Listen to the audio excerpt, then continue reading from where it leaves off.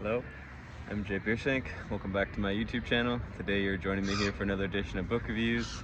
We're in Switzerland looking over the lake of Zug here. I'm in downtown Zug, a favorite place of many Swiss people.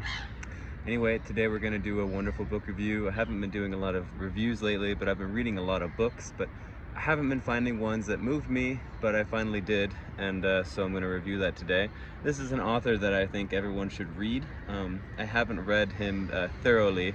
This is the first book I've actually been able to finish by him, but after reading this book, I will definitely go back and finish one that I started before that I've always really loved the title of and loved the idea of, and that is A Hero with a Thousand Faces. But that's not what we read this time. This time we read The Power of Myth by Joseph Campbell.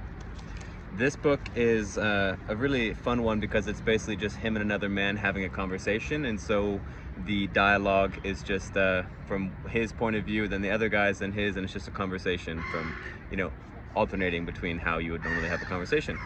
And the gist of it was basically the other man is having a conversation with Joseph Campbell later in Joseph Campbell's life about his work and about his basically grand overview of his life's work, which is all about mythology and understanding how myths are telling similar stories and portraying similar ideas regardless of where they come from, if you're able to think about it and see it in a critical, open-minded way. And I think a contemporary advocate of this that I really love and have done a lot of research under would be Jordan Peterson. I think Jordan Peterson has also done a wonderful job of being able to put this idea on display in a way in which is really appealing to the masses in a contemporary sense. He has a lecture series, what is it called? Maps of Meaning, where he takes mythology from all different places and then kind of psychoanalyzes the mythology in a way that allows you to interpret it and digest it in a way that is helpful for the common individual psyche. And when I think about what really moved me about this book is the idea that we need to bring myth and story back into our life. And why is because I believe when we start thinking about myth and story, they're synonymous with meaning. And when we think about meaning, I feel like that's synonymous with God or the divine. And the idea of being able to think about myths and bring back this more bigger picture meaning into your life, and being able to bring back in this sense of awe to the mundane, as you will, it gives life a whole new breath.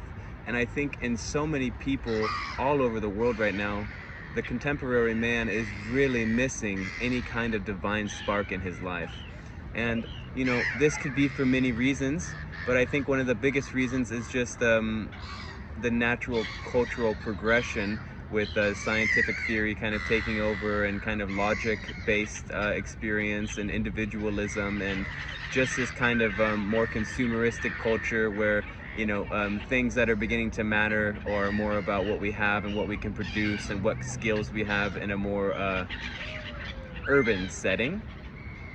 But the thing about myths is we're still human, and humans have been here for a long time, and humans have been going through the same processes that we're going through forever, and they've been asking the same questions that we're asking ourselves deep down forever.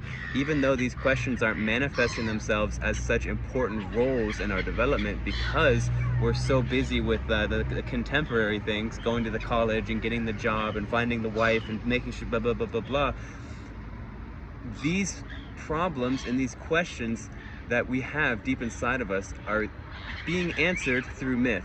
And if we don't look to myth for the answers, then we start to have an insular, isolated idea of what an answer could be, and we think of it only in the scope of our little tiny amount of time and existence on this planet, which I think can make us so narrow-minded and can close us off from such an infinite expanse of experience and connection with one another. Because when we're thinking of the answers to these universal questions of life, death, love, and mystery, when we think of them in this individual way, it makes the answers also feel like segregating answers. Like an answer for me is different than an answer for him, so I'm going to put myself in a position where I'm only with other people who have the similar answers to my questions, or who feel or who resonate with the answers the same way I do. But what a book like this can help you realize is, like, every single human on the earth is going through a coming of age situation. You start as a helpless baby, and then you turn into a young person, and you're going through these trials and tribulations of learning and experiencing and developing creativity. And then we go through this period of coming out of the garden again, where we get more self-conscious. We're coming into being a teenager and a young adult. We have confusion, we have these things. Oh, now we're thinking about love. And it's like, these are all just normal progressions. And being able to bring back in this divine or this hyper meta meaning back into your life can, one, bring such a sense of calm to you, because you realize, like, there are so many ways in which you can find direction if you open your mind to interpreting the experiences you're having in your life as having a deeper, more meta meaning. And yeah, maybe I'm being pretty vague here. I have some notes, but I say here, with symbolic underpinnings to the occurrences in one's life, they become mundane if you don't have symbolic underpinnings, and they lose any transcendent or meaningful qualities. They simply become my life. This, to me, is the foundation of spiritual living, to see your life and experience within it from a meta perspective of infinite layers of meaning at once, and choosing active participation. Without active participation, our lives become robotic, automatic, and purely a pursuit in carnal desires. Getting better, getting what we think we need, what we think we want. There's no appreciation and reverence for the inherent qualities of what it is to be alive here and now, actively engaging in a human experience. All things humans value and find important have been mythologized. Humans may have more things now, but the journey is the same. Understanding your life and experiences through a mythologized perspective now and again can disintegrate the ego and give us wisdom passed down by humans for thousands of years on how to navigate and maximize the human experience. So that's what I put in my notes and in my journal about how I interpreted this book. Now, the actual specific things that are talked about, I mean, big part of it is about marriage, a big part of it is about love, a big part of it is about institutionalized religion, and sort of how you can interpret what these things are and what they mean through a mythologized or whatever perspective. And obviously those are all very pertinent questions and pertinent things and important to read about. But I think what's more important is just the idea that things can be thought about from this perspective. And I think when we talk about a meta perspective, or when I've talked about this before, understanding that the way in which to unlock a bit of understanding of what a meta perspective is through having an open mind when reading and thinking about myth. If you can read something and be able to interpret that story in a creative way, I think this is first of all, one of the first prerequisites to being able to critically think.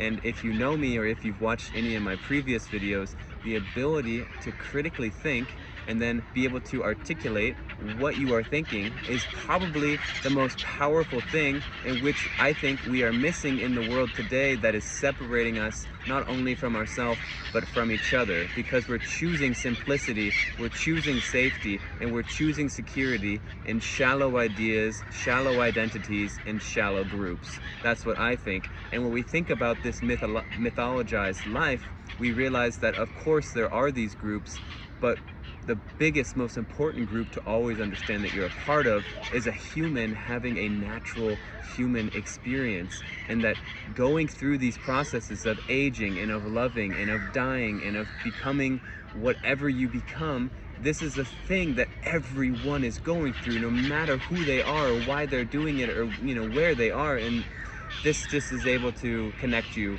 with humility and humanity in a way that I think is so powerful.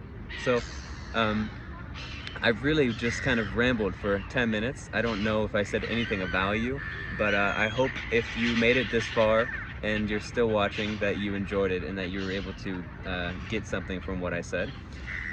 Would definitely check out this book, The Power of Myth by Joseph Campbell. I mean, it's an indispensable read just because it has to do with such human things.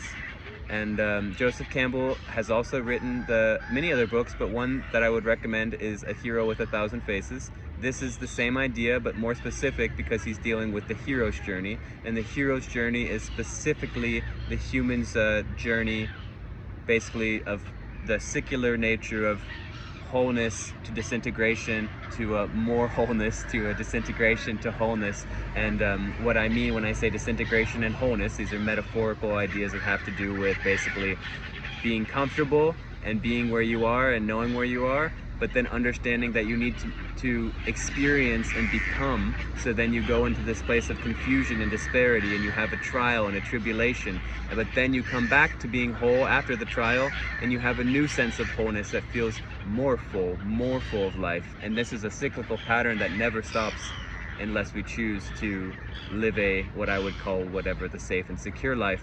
And then we will have micro heroes journeys, which are, what people deal with on a daily basis in a more normal sense. Like, oh, my kids use their phone at the dinner table, and this can be a hero's journey in a sense because of what that makes you feel, whatever. But then there's also the meta perspective. But anyway, I love you. Thank you for watching. Take it easy. Don't forget to like and subscribe.